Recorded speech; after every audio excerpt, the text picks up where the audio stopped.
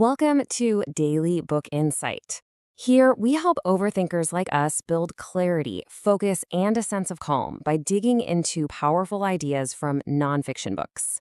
And today, we're looking at a really practical framework from the book Do It Today, all about how to move from that feeling of anxious inaction to calm, focused action. So, have you ever felt just completely stuck in your own head? Like you're mentally gridlocked, your wheels are spinning, but you're just not going anywhere? You know what I mean? You're trapped in this endless loop of thoughts and plans and worries, but actually taking that first step, it just doesn't happen. Well, that feeling of being mentally stuck is an incredibly common struggle. And here's the thing, it's not about being lazy. Not at all. It's actually a well-known psychological pattern, a kind of trap we fall into where we keep putting things off for this mythical perfect tomorrow that, let's be honest, never really arrives. And this is such a crucial way to reframe procrastination. The book Do It Today makes it really clear that it's not some deep character flaw. It's actually a predictable response to fear. The fear of not being good enough, or the fear of what other people will think, or just the fear of failing. It's really just our brain's way of trying to protect us from discomfort by avoiding the task completely. But this cycle of avoidance, it has a very real psychological price tag. It doesn't just mean our goals get delayed. It actually fuels this negative loop of anxiety and stress and low self-esteem. The more we wait, the more we start to doubt ourselves, and that just keeps us stuck in that state of worry and frustration. It's a tough cycle. So, the big question is, how do we break free from this? Well, the solution starts with a really simple, but honestly profound, shift in our perspective. It's all about taking back the power from that imaginary tomorrow and focusing all of it right here on the present moment. This comparison right here just makes that mental shift so clear. You see, tomorrow is where excuses live. It's where we wait for everything to be perfect. It's where fear hangs out. But today is all about action. It's about taking small, imperfect steps. It's about learning as you go and building that momentum one little piece at a time.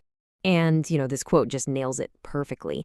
Avoiding the work today doesn't make it magically disappear. It just pushes the responsibility down the road. The most important thing to get is that the present moment, right now, is the only place where change can actually happen. So many of us believe our biggest problem is just a lack of time. We're all busy, right?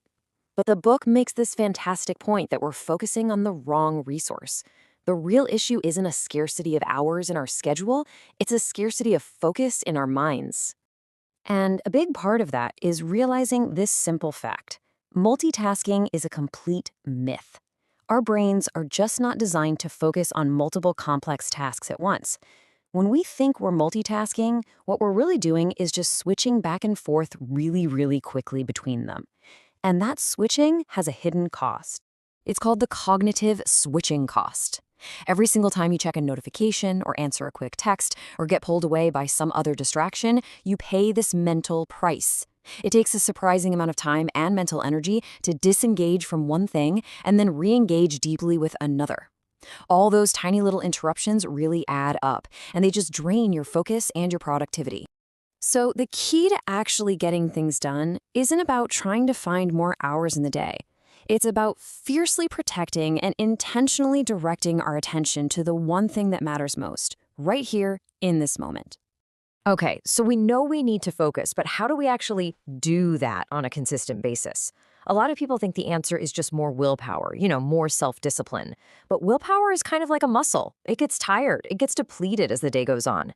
A reliable system, on the other hand, that works even when you don't feel motivated at all? Now, this might sound a little counterintuitive, right? Don't we all want more freedom? But when it comes to being productive, having unlimited freedom can actually lead to paralysis and distraction. Having a bit of structure and some rules doesn't limit you. It actually frees up your mental energy by making those important actions automatic. And here's a beautifully simple, repeatable system that pretty much bypasses the need for willpower in the moment. First, you plan your day the night before. This gets rid of that morning anxiety. Then you do the hardest thing first, when your energy is at its peak, and you work in these focused blocks of time, protecting your attention.